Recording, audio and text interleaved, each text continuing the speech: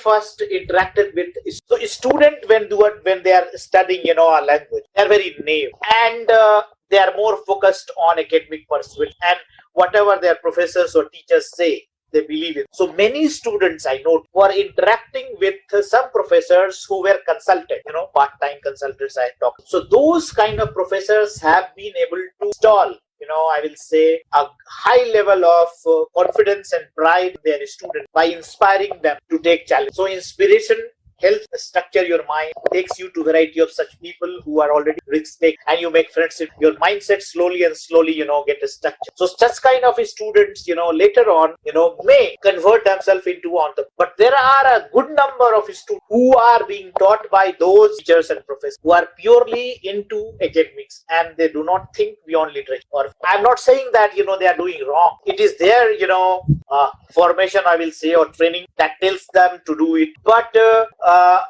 if we look at jobs perspective, or integrating with technology perspective, it becomes a problematic. Purely literature is very good if it is sponsored by corporate house or a government body. Nowadays, most of the government bodies or even corporate bodies are less focusing on sponsoring, because every government in a way has its own constraints, they have own challenges, and when they are cutting, the cost, the first thing that they do is cut the small, soft skill development call, and they focus more on aggressive economic development, building infrastructure, building investment in, variety of large industry kind. And soft people, intellectuals, if they don't get patronage, they find nothing, and they remain a kind of average person, always trying to get better and better. So if you are not sponsored, you are gone.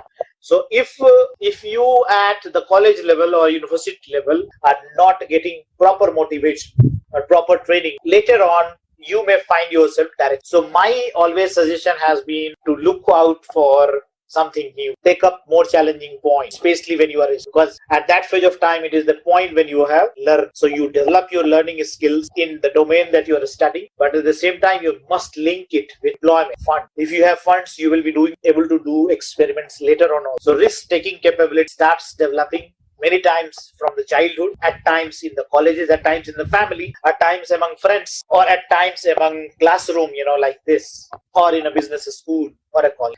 So that particular thing, is something which must be taken care.